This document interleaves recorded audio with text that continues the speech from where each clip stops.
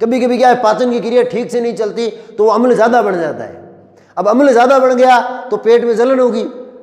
आप ऊपर वो नींबू में खांड ना ठोकियो में धक्का तो अम्ल घणो, नींबू बड़ा अम्ल है, आप नींबू मत पियो। ऐसी स्थिति में आप कोई क्षारीय पदार्थ खाओ, हाबू मत खा लियो। क्षारीय मतलब तो हाबू है, क्योंकि दिमाग में हाबू तो क्षारीय है। पेट बड़े और का दौड़े से 2 फटा खाइयो, डांग उड़ो फिर 3 दिन।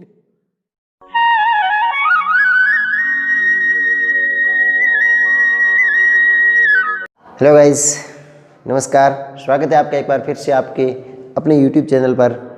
हाजिर हैं हम आपकी सेवा में एक नए वीडियो के साथ। बाकी तो कहीं कौन पण जो सोशल मीडिया में चरमोत्कृष्ट उपयोग हो है नहीं फेसबुक को, आ बात जो मार्क जकरबर्ग ने ठा पड़ गई नहीं, डेफिनेटली या तो वो फेसबुक बंद कर दे या वो आत्महत्या कर ले। उसे लग जाएगा कि भाई अपना जीवन सफल हो गया, जिस चीज़ के लिए मैंने फेसबुक बनाई थी उस तक मैं पहुंच गया। अब इससे ज़्यादा लोगों की सेवा संभव नहीं है। कैंपस का 8 नंबर का बूट चेंज हो गया, 7 नंबर वाले भाई फेसबुक में फर्स्ट पे गई, भाई मेरे बूट चेंज हो गया, किंग कनी वे तो दइयो। भाई ने पुटो एडो रेस्पॉन्स मिलियो 2-3 दिन फोन ही बंद है। पुगो जकरबर्ग तई केटा कहीं ठोस कार्रवाई करे तो आत्महत्या नहीं कर लेगी थी वो भाई, आप पोस्ट दे करे। ऐसा भी हो सकता है क्या? कैंपस कंपनी रातों रात सुपरस्टार बना दी नहीं बन भाई। तो खैर अपन बात करते हैं अपनी पिछले टॉपिक को कंटिन्यू करते हुए इस टॉपिक पे अपन बात करेंगे, यदि अम्लों की क्रिया धात्विक ऑक्साइड से और क्षारों की क्रिया अधात्विक ऑक्साइडों के साथ करवाई जाती है तो इनकी क्रिया किस प्रकार से होगी। यदि ऑक्साइड अम्ल के साथ क्रिया करते हैं तो धात्विक ऑक्साइड अम्लों से क्रिया करके लवण और जल का निर्माण करते हैं। अपने पीछे एक अभिक्रिया पड़ी होगी, इसमें किसी एक पदार्थ की क्रिया अम्ल के साथ होती है तो लवण और जल बनते हैं, और उस पदार्थ को अपन ने क्षार बोला था। उदासीनीकरण अभिक्रिया पड़ी थी।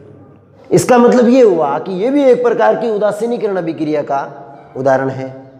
अम्ल है या ये जो भी पदार्थ है, यदि ये अम्ल के साथ क्रिया करके लवण और जल बना रहा है, इसका मतलब डेफिनेटली इसकी जो प्रकृति होगी वो किस प्रकार की होगी, क्षारीय प्रकृति।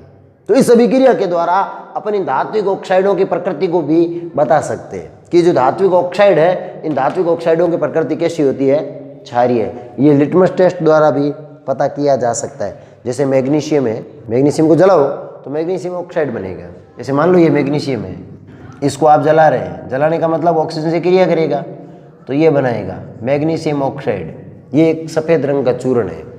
आप इसको पानी में विलय करिए, पानी में घोलिए, और जो विलीन बनता है ना उसको लिटमस पेपर पे डालो तो ये लाल लिटमस को नीला कर देता है। यदि ये लाल लिटमस को नीला करता है तो सीधा सीधा अपने दिमाग की बत्ती जल जानी चाहिए। लाल को नीला कौन करता है, क्षार करता है। तो आप इसकी प्रकृति को आप इस लिटमस टेस्ट द्वारा भी जांच सकते हैं, लेकिन अपन को वहाँ जांचने की आवश्यकता नहीं है। अपन को इस प्रक्रिया के द्वारा, इस अभिक्रिया के द्वारा सीधा सीधा पता चल रहा है कि जो धात्विक ऑक्साइड होंगे वो डेफिनेटली अम्ल के साथ अभिक्रिया करके लवण और जल बनाते हैं, तो उनको आप क्षारीय कह सकते हैं। एक अपन उदाहरण लेते हैं, कोई भी धात्विक ऑक्साइड ले लिया, जैसे सोडियम ऑक्साइड ले लिया, इसकी क्रिया हाइड्रोक्लोरिक अम्ल से करवा दी। जैसे ये आपस में मिलते हैं, इनके मिलते ही ये सोडियम इस हाइड्रोजन को देखता है, हाइड्रोजन को देख के खुश होता है, और हाइड्रोजन भी समझ जाता है अब क्या होने वाला है। होता क्या है, ये इसको यहाँ से हटा देता है, ये बाहर निकलता है, सीधा इस तऊ के पास आता है। अब होता क्या है, होता ये कि जब ये ऑक्सीजन के साथ से बाहर निकलेगा ना तो ऑक्सीजन इसका इलेक्ट्रॉन ले लेगा, इसको इलेक्ट्रॉन नहीं देगा साथ में। इसे ये नहीं कहेगा कि ले जा तेरा इलेक्ट्रॉन निकल, ये कहेगा तेरे जानो है तो जा इलेक्ट्रॉन आप ना कौन, मतलब ये Na+ के रूप में निकलेगा। ये क्लोरीन के साथ से निकलेगा। ये ऑक्सीजन और क्लोरीन दोनों आपको पता है ना, ये तो बदमाश प्रवृत्ति के। बदमाश का मतलब जो भी इनके साथ दूसरा जुड़ा हुआ होगा वो यदि इनसे दूर जाना चाहेगा, ये इलेक्ट्रॉन नहीं देंगे उसको। तो यहाँ से निकलेगा H+ के रूप में, और यहाँ से ये निकलेगा Na+ के रूप में। ये आएगा इधर और ये आएगा इधर, बन क्या गया, सोडियम क्लोराइड और जल। एक और उदाहरण अपन देखते हैं, मैग्नीशियम ऑक्साइड की क्रिया सल्फ्यूरिक एसिड से यदि करवाई जाए तो ये ऑक्सीजन को कहेगी हूँ मेरे कंजू, ऑक्सीजन की जा हम तीन के कराना तो मेरे इलेक्ट्रॉन दे, इलेक्ट्रॉन तो नहीं दूंगा, तो आयन के रूप में निकलेगा।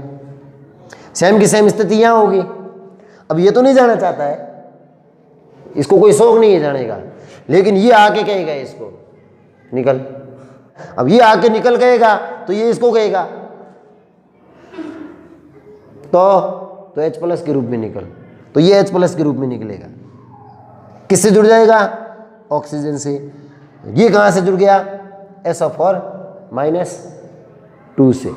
ठीक है, तो बन जाएगा MgSO4 plus H2O, magnesium sulphate कहते हैं इसको। नेक्स्ट उदाहरण अपन समझने का प्रयास करते हैं कि यदि अधात्विक ऑक्साइड की क्रिया क्षार के साथ करवा दें, तब भी जो पिछली अभिक्रिया में उत्पाद बने थे सेम के सेम इस अभिक्रिया में बनेंगे। यदि अधात्विक ऑक्साइड क्षार के साथ क्रिया करते हैं तो लवण और जल का निर्माण होता है। एक बात फिर से यहाँ पे गौर करने योग्य है कि यहाँ क्या बन गया? लवण और जल। यहाँ क्या है? क्षार। यदि एक पदार्थ क्षार है और अभिक्रिया में लवण और जल बन रहा है तो डेफिनेटली दूसरे वाला पदार्थ क्या होगा? अम्ल। ये भी एक उदासीनीकरण अभिक्रिया का ही उदाहरण है। तो इस अभिक्रिया के द्वारा अपन को अधात्विक ऑक्साइडों की अम्लीय प्रकृति का पता चलता है। उदाहरण लेते हैं अपन, कार्बन डाइऑक्साइड की क्रिया NaOH से करवा दें।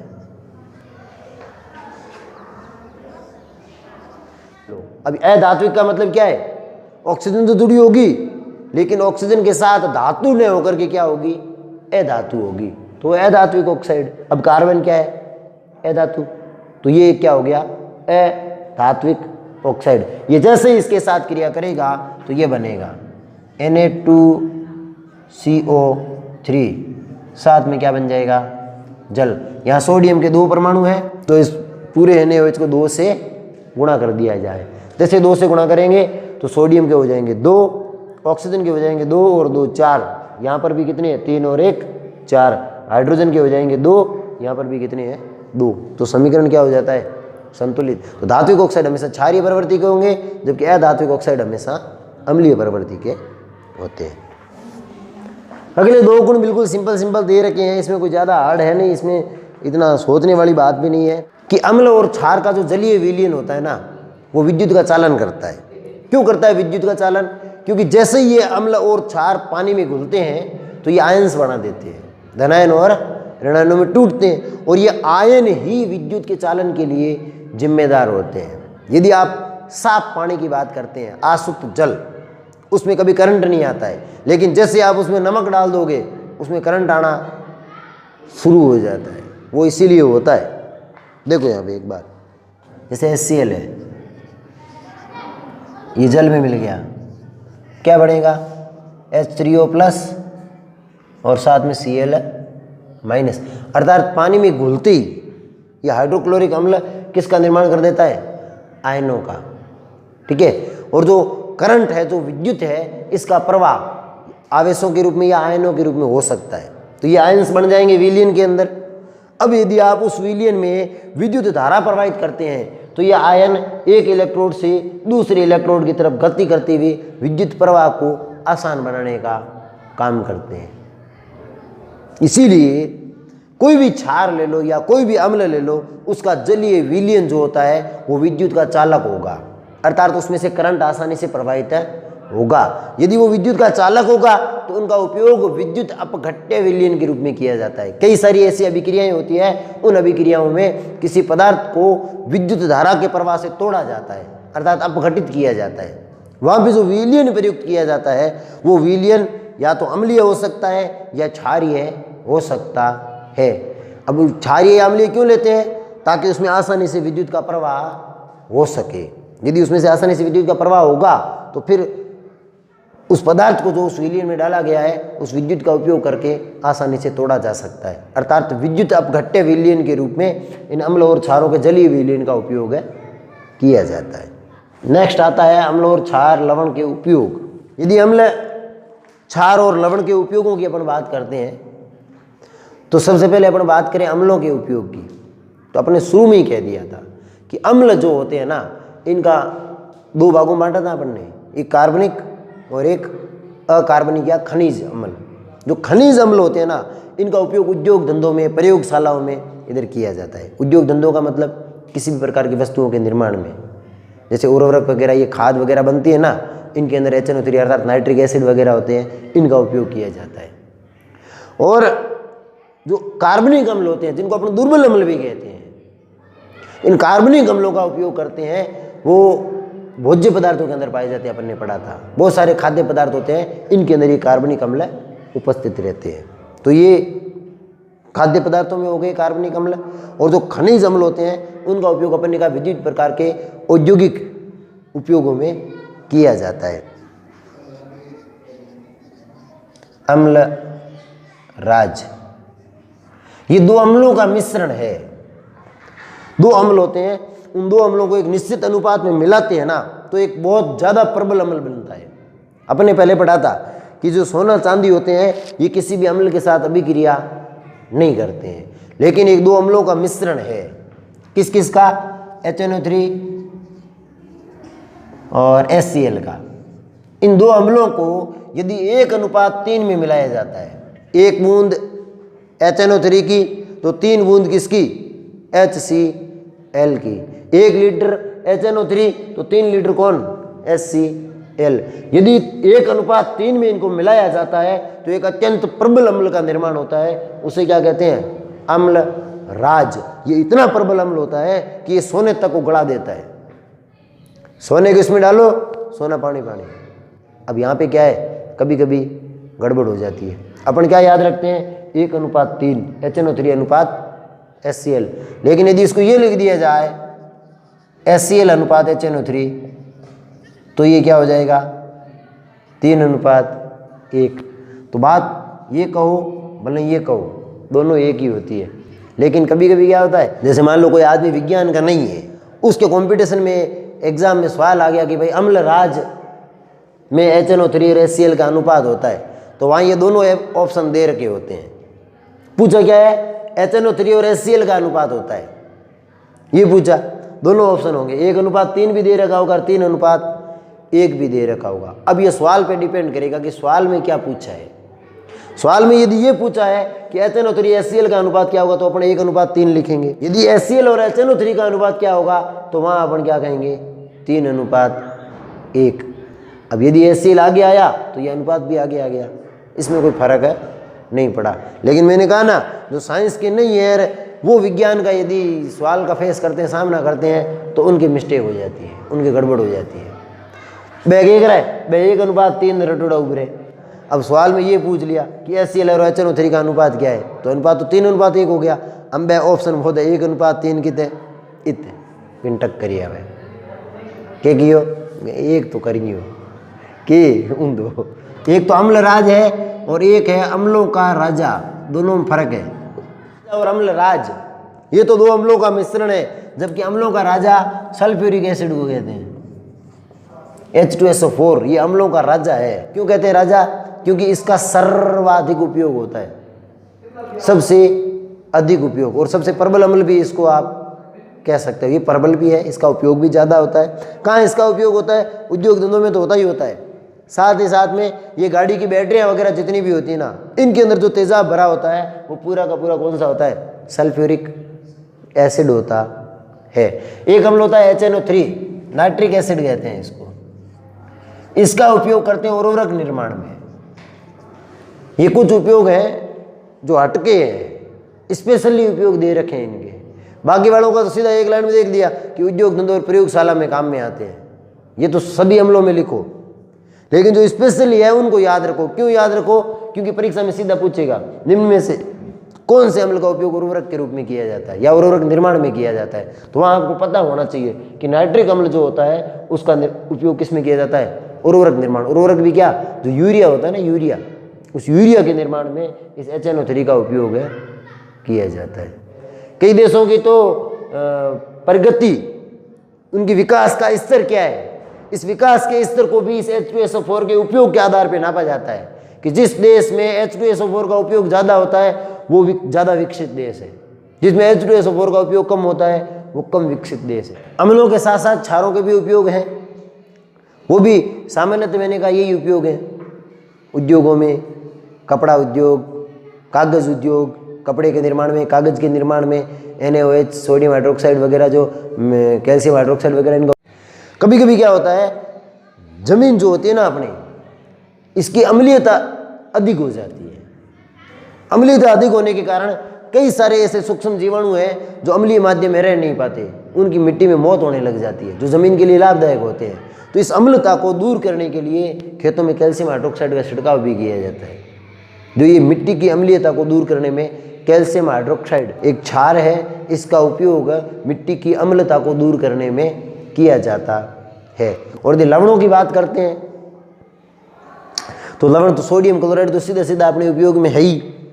कुछ लवण है जिनका उपयोग आगे विस्तार से दिया हुआ, अपन उनको वहाँ देखेंगे, यहाँ देखने की आवश्यकता नहीं है। यहाँ एक सिल्वर नाइट्रेट AgNO3 फोटोग्राफी में उपयोग में लिया जाता है। अपना अगला टॉपिक है pH, पोटेंशियल ऑफ हाइड्रोजन या हाइड्रोजन आयन की शक्ति। P का मतलब पुष्पांश या पोटेंशियल या पोटेंट कह सकते हैं जिसको। H का मतलब हाइड्रोजन यानी कि H+ आयन। अपने पास कोई सा भी एक विलियन दे दिया, उस विलियन के अंदर हाइड्रोजन आयन की सांद्रता कितनी है, उस सांद्रता को एक नाप के द्वारा नापा जाता है। जैसे दूरी नापने के लिए मीटर है, सेंटीमीटर है, किलोमीटर है, होते हैं कि नहीं होते हैं? किसी का आयतन नापना तो लीटर है, बाहर नापना तो किलोग्राम है। वैसे कि वैसे किसी भी विलियन की प्रबलता नापने के लिए, वो अम्ल है तो कितना प्रबल अम्ल है, क्षार है तो कितना प्रबल क्षार है, उसको नापने के लिए किसका उपयोग करते हैं? pH का उपयोग करते हैं। मैं फिर बता देता हूँ, P का मतलब पोटेंशियल का मतलब शक्ति और H का मतलब हाइड्रोजन। H+ आयनों की उसमें कितनी शक्ति है किसी भी विलियन में। यदि आप किसी भी पदार्थ का pH ज्ञात करना चाहते हैं तो उस pH को ज्ञात करने के लिए आपके पास दो चीज़ों का होना जरूरी है। एक तो pH स्केल और दूसरी pH पेपर। pH पेपर तो एक लिटमस पेपर की तरह पेपर होता है, ठीक है। लिटमस पेपर अपने कागज का एक टुकड़ा होता है, यूँ समझ लो आप। यदि अपन बात करते हैं pH स्केल की तो ये एक प्रकार की पट्टी होती है। उस पट्टी के ऊपर संख्या लिख रखी होती है, कितनी? 0 से लगा करके 14 तक। और इस पट्टी का कलर भी अलग अलग होता है। यदि यहाँ शुरुआत से बात करें ना, यहाँ से ये एकदम से गहरा लाल रंग होता है, फिर वो लाल कलर जैसे जैसे 0, 1, 2, 3 की तरफ बढ़ते जाते हैं तो कम होता जाता है। कम होते होते बीच में एक स्थिति ऐसी आती है कि वो पीले रंग का दिखता है, ठीक है। कहाँ पे? 4 या 3, 4 के आसपास यहाँ पे। फिर 4, 5 के आसपास आते आते वो पीला रंग हरा होना शुरू हो जाता है। और जब वो कहाँ पे पहुँचता है? 7 पे, तो इसका रंग अपन को एकदम से कैसा दिखेगा? हरा। यहाँ पे कैसा था? लाल। जैसे इधर बढ़े, यहाँ आते आते कैसा हुआ? पीला। पीला कम हुआ, यहाँ आते आते कैसा हो गया? हरा। हरा होने के बाद जैसे जैसे अपन आगे की तरफ बढ़ेंगे ना, तो वो हरा धीरे धीरे किस में बदलता जाएगा?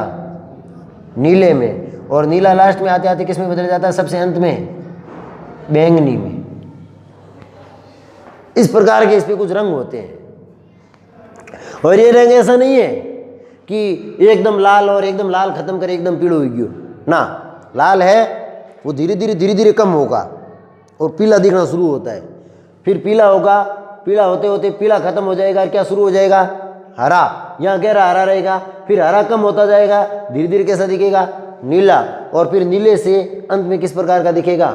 बैंगनी। इस प्रकार के कलर की एक पट्टी होती है। pH ज्ञात करना बिल्कुल सिंपल है।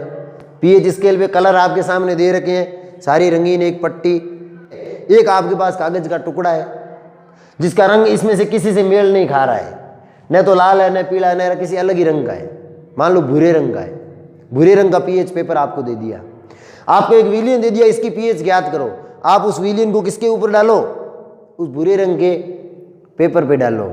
जैसे ही आप उस पेपर पे डालेंगे उसका कलर क्या होगा? चेंज। कलर कैसा होता है?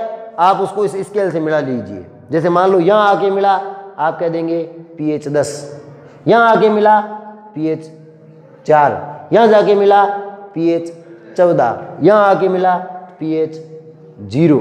इस प्रकार से उस विलियन की अपन क्या ज्ञात कर लेते हैं, pH ज्ञात कर लेते हैं।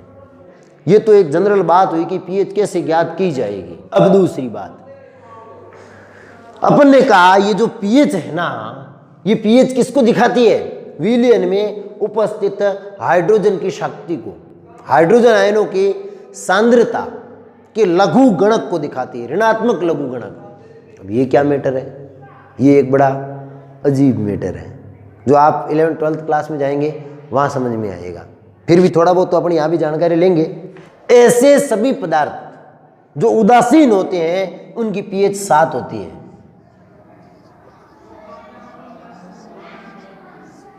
ये जो pH चेंज होती है ना, ये जो pH बदलती है ना, ये जो अम्लीय और क्षारीय प्रकृति होती है ना, ये H+ और OH- आयंस जो होते हैं उनकी अनुपात पे निर्भर करता है।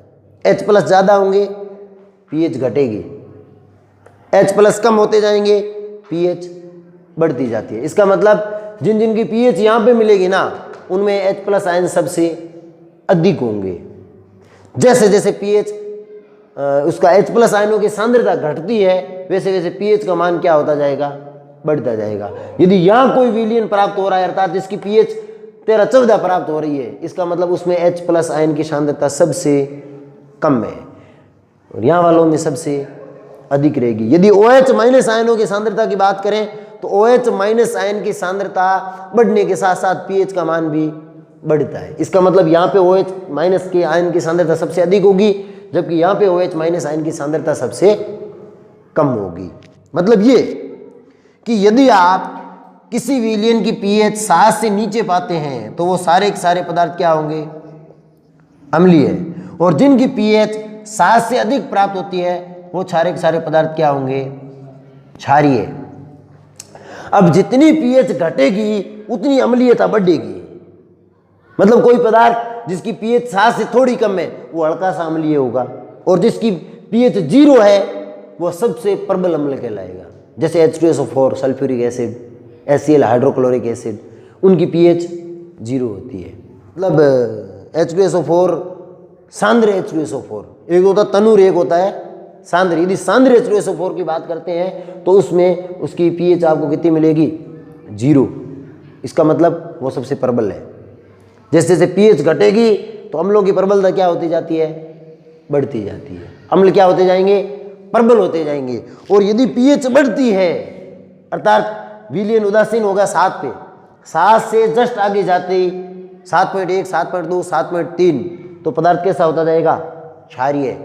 जैसे जैसे pH 7 से अधिक होती जाएगी क्षारीय प्रवृत्ति प्रबल होती जाएगी। इसका मतलब 7 के आसपास यहाँ जितने क्षार होंगे ना वो सब दुर्बल क्षार कहलाएंगे और जिनकी pH धीरे धीरे बढ़ेगी वो क्या कहलाएंगे, प्रबल क्षार कहलाएंगे। यदि यहाँ तक बात करते हैं ना अपन, यहाँ तक इसको 2 भागों में डिवाइड कर देना 3.5 तक, इसके इधर वाले लाइन कहलाएंगे प्रबल अम्ल। जिन जिन की pH 3.5 से अधिक होगी उन्हें अपन क्या कह देंगे, प्रबल अम्ल। और जो 7 से 3.5 के बीच आएंगे इन्हें अपन क्या कह देंगे, दुर्बल अम्ल। और यदि बात करते हैं क्षारीय पदार्थों की तरफ तो 10.5 पे आप लाइन खींच दो।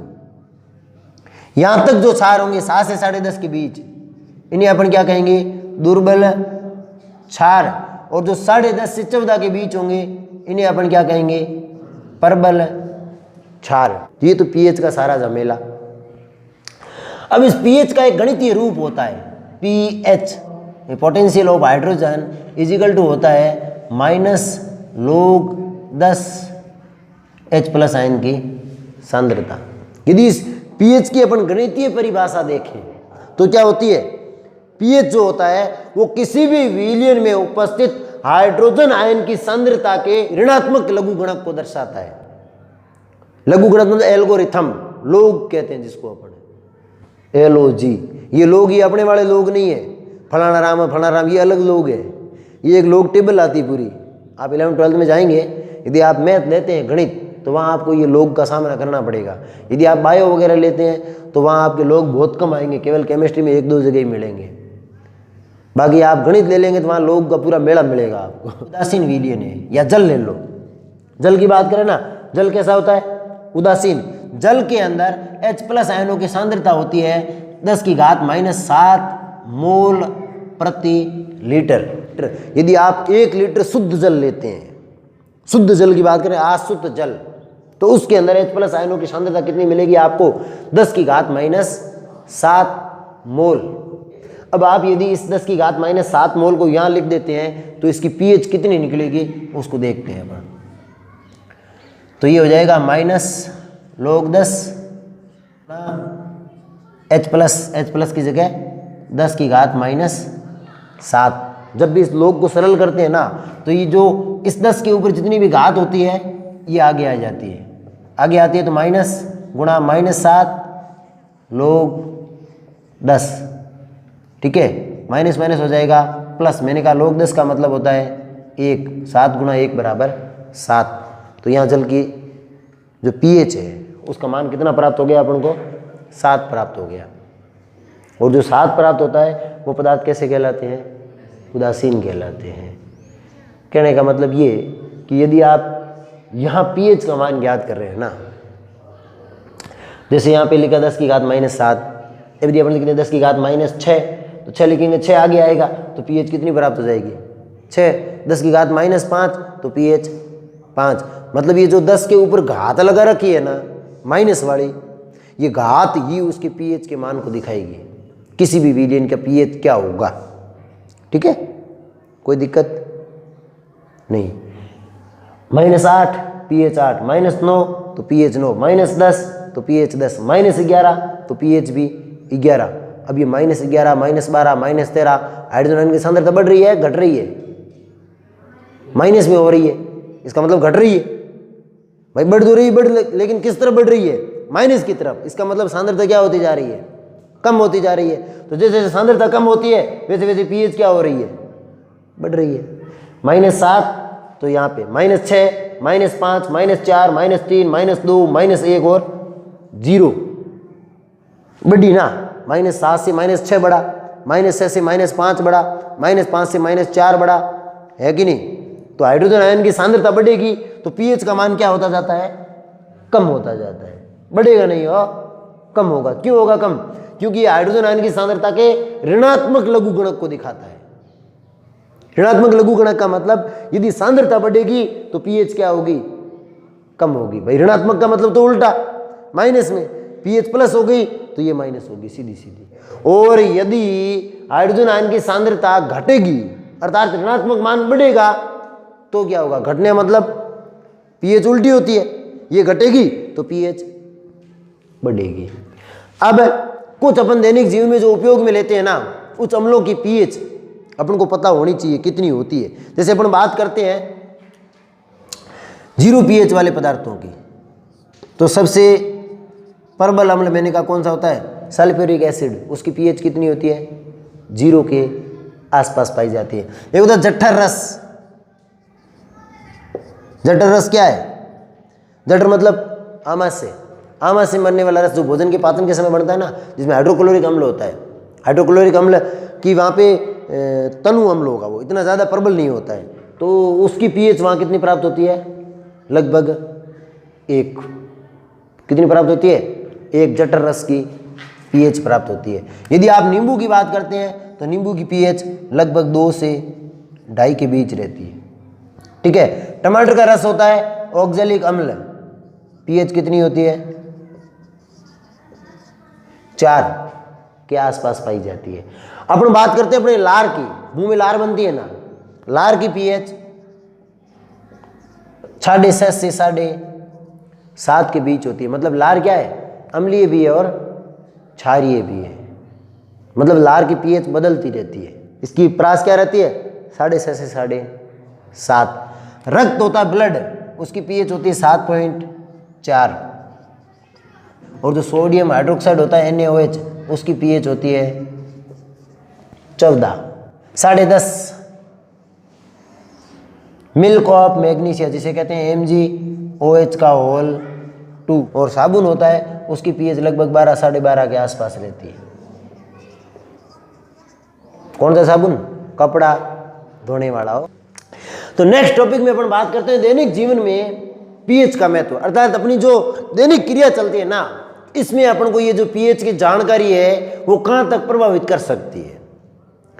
कुछ सामान्य जानकारियां आपके पास होनी चाहिए पीएच से संबंधित, ताकि अपन को किसी भी प्रकार की कोई भी छोटी मोटी परेशानी आई करे तो वहाँ अपन उससे आसानी से उबर सकें।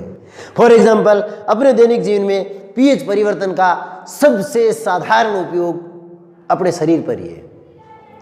कई बार आपने कई लोगों से ऐसा सुना होगा, आज तो कालजे में नेड़ उपड़े, कालजो बड़े मरु हार निकले। ये शब्द आपने कई बार सुना होगा ना। जब भी ये स्थिति होती है तो आम ढाणी वाला कह गए थोड़ा नींबू पड़े को है मेरे, नींबू गले में कालजो घणो बड़े, बहुत नींबू में खांड ना उल्टा फरू लूण ना मैं 2 गिलास दे पी गयो, यहाँ पी गयो। ये जो जलन होती है ना, ये एसिडिटी के कारण होती है। अति अम्लता कहते हैं जिसको, हाइड्रोक्लोरिक अम्ल होता है ना अपने पेट के अंदर।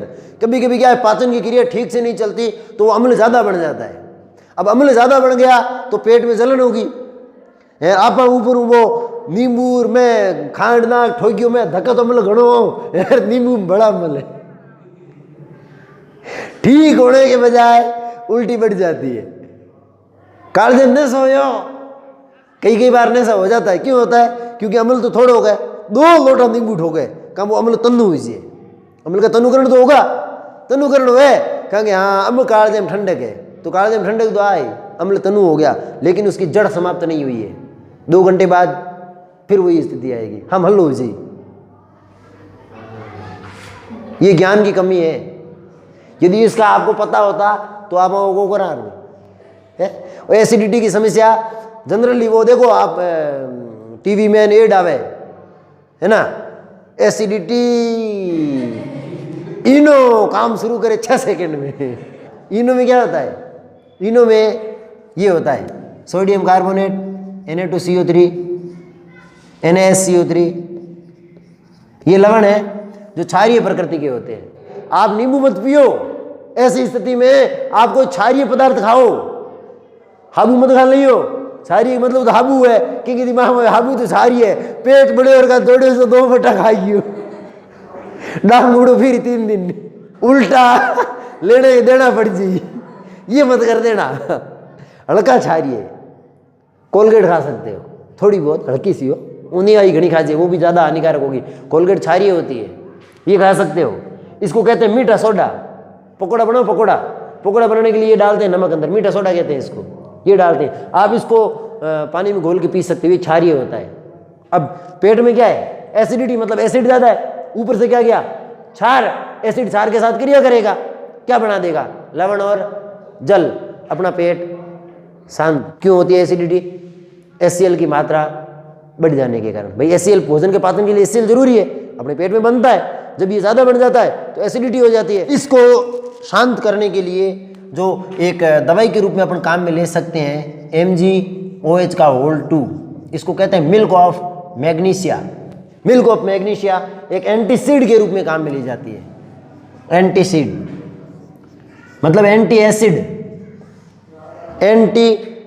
एंटी मतलब उल्टा, एसिड मतलब अम्ल, अम्ल का उल्टा क्या होता है? क्षार। मिल्क ऑफ मैग्नीशिया एक क्षार है, अपन कभी से पढ़ते आ रहे हैं। MgOH का होल 2 ये होता है उस दवाई के अंदर जो अपन पीते हैं। एंटी एसिड के रूप में इसको काम में लिया जा सकता है। फिर है दंत क्षय।